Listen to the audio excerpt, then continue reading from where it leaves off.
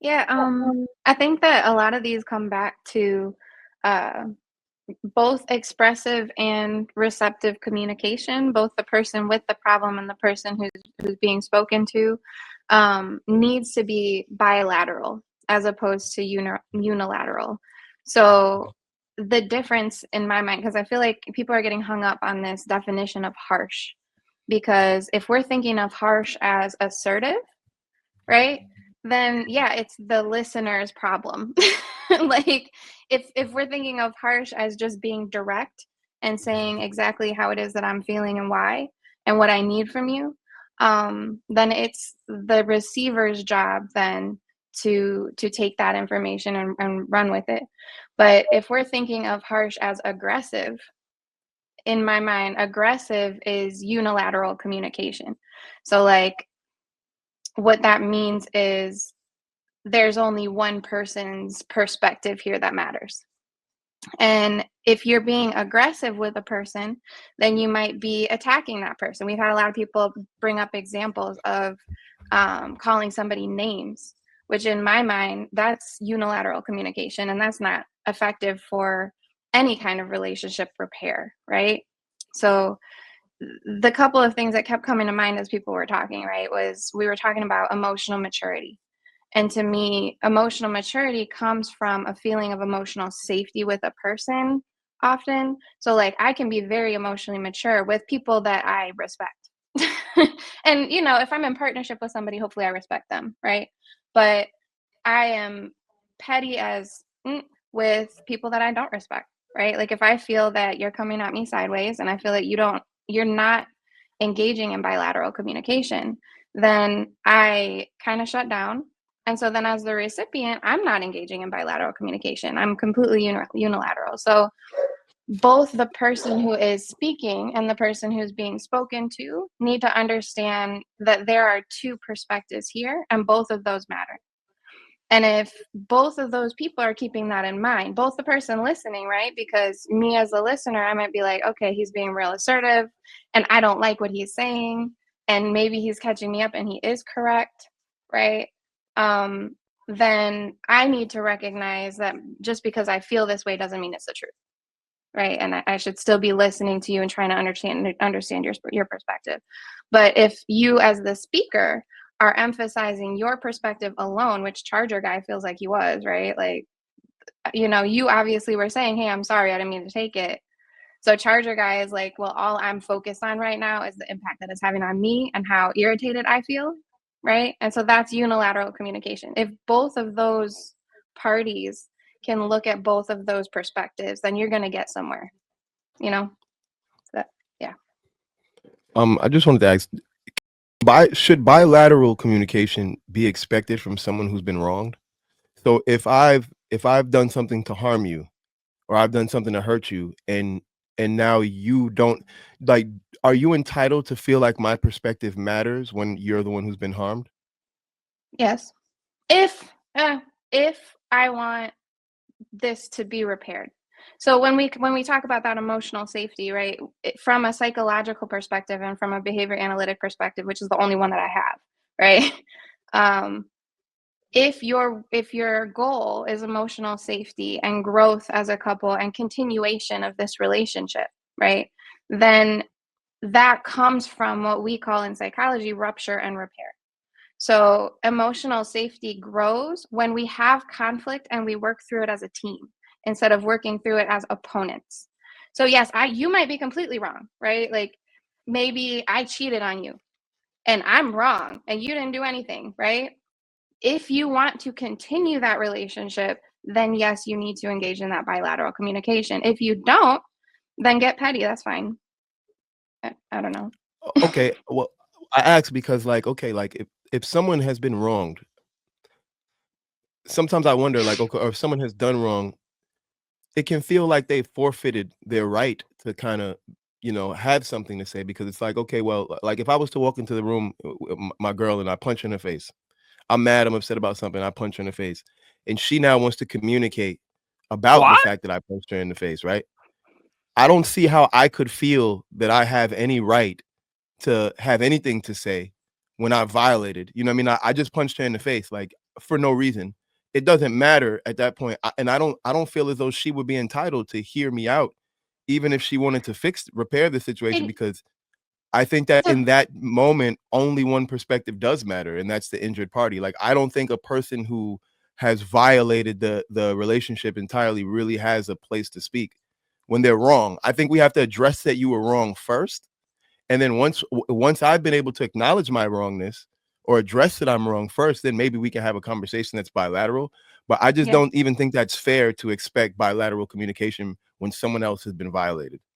So when I'm the example that I'm getting, or basically the communication style that I'm describing, it doesn't necessarily apply to a situation in which somebody's rights have been violated, right? So, like when we're Okay. talking about abuse, when we're talking about physical violence, when we're talking about intentional disrespect that is ongoing and continuous, right? Like that's violating a person's rights. And that's basically the person who engages in that behavior forfeiting their right to that person's presence. Like if you walked in the door and you punched your girl in the face, right? Like you've just forfeit your access to her from just a human perspective. You just violated her bodily autonomy, violated her rights. But when we're talking about a charger, or we're talking about, I just read this situation online where a guy, he like provides for his family, and the wife agreed to make Sunday dinner, and he had to work and came home, and she had made something that was other than what they talked about. Right? Like I just read this situation. There's all these arguments and comments going on online, that kind of situation, right? Like he probably was sitting at work excited about this dinner that we agreed to. And, you had the credit card, you went and bought the recipe, like you got all this stuff. I'm sitting here telling my coworkers that I'm getting my favorite dinner, and I walk in the door and it's something else and I don't like it, right? That's a situation where both parties, like he could say, hey, maybe you didn't have it in you, maybe you didn't have the energy. It also kind of violated my boundary because this is what we agreed to, right?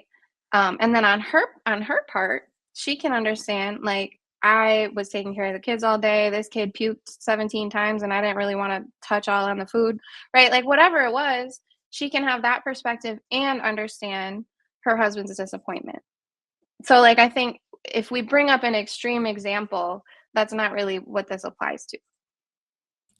All right, I wanna use the example of and it's gonna be the last thing I reference, but I want to use the example of the charger thing, right? Because when Aisha mentioned the charger thing, which was interesting to me, she said, if he's gonna react that way to something so small, right? And my immediate response or thought was small to you, right? So it's like in that circumstance, right? Like his charger was taken against his will, he's upset.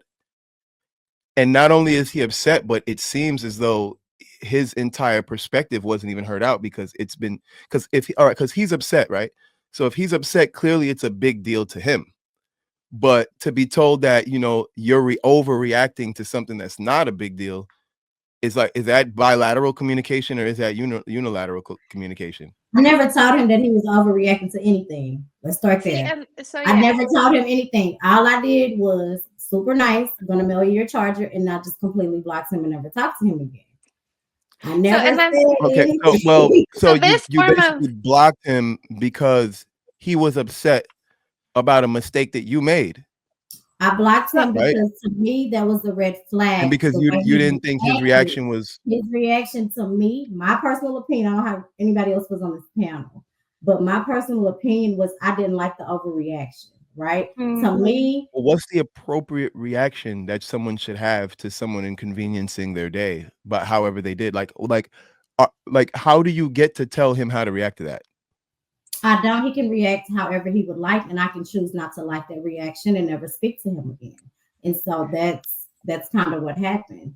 So what it Um, sounded like I to feel like we're me. crossing a thin line Hold on, y'all. because Let's let Ari. there's a thin line between that and like gaslighting, right? Because it's like, well, so essentially like he's upset, he's communicating that he's upset, and you cut him off and choose to stop communication because he was upset with something you did, which now is essentially can essentially make him now feel guilty for even expressing himself to you.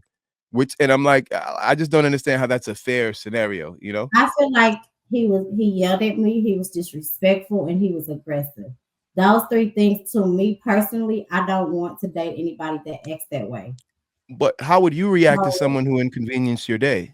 Like how do let people me, normally react to people who inconvenience because their people days? have taken my charger. Okay, I've gotten in the car with friends. Oh my God, you accidentally took my charger. Oh, not a big deal. I'll bring it to you later. I would never, right, react that way. So that's why I think we talk about this all the time. I try to hang around like-minded people, right? Nobody that I hang around in my space, I believe, would react like that. Well, And if and they did, so I probably wouldn't be their friend. I the just thing feel with that. the thing with the charger though, like it sounds like if he's calling you names, if he's yelling at you, right? That's unilateral communication because he, yes, is upset. Yes, he's frustrated. But we all have the responsibility to moderate our behavior. Like we can all feel some kind of way, but moderating our behavior is our own responsibility. So, on the one hand, I made this mistake and it inconvenienced your day. And as people said, maybe it inconvenienced you to a great extent. Maybe you couldn't get your kids, maybe you couldn't answer the phone for a business call, right? Like, if I make that mistake, my job then is to do what Aisha did and own up to that mistake, apologize for that mistake, and do what she can to fix that mistake, right? I'm And gonna jump in. ordering something same day, I got that's you. doing what But you can to fix that mistake. But when but he no, she comes at you said, Oh, I didn't hear sideways, the part where she said she apologized. I didn't hear that yeah, part. no, she didn't. Yeah, Aisha, you just I don't said remember that you that didn't part. say anything to him. You said I ain't say nothing I to him. apologized to him off the rip because I had to end up ordering him a charger. And I was like, let me get your address. Gonna send you the charger. I'm so sorry. Even with me apologizing, my right hand to God, this man was still talking to me crazy and reckless, being disrespectful. And at that point, I'm like, is this man crazy who acts like this over a charger? So I was like, I'm done. Like he has every right. If that's how he normally reacts, he can react like that with somebody else.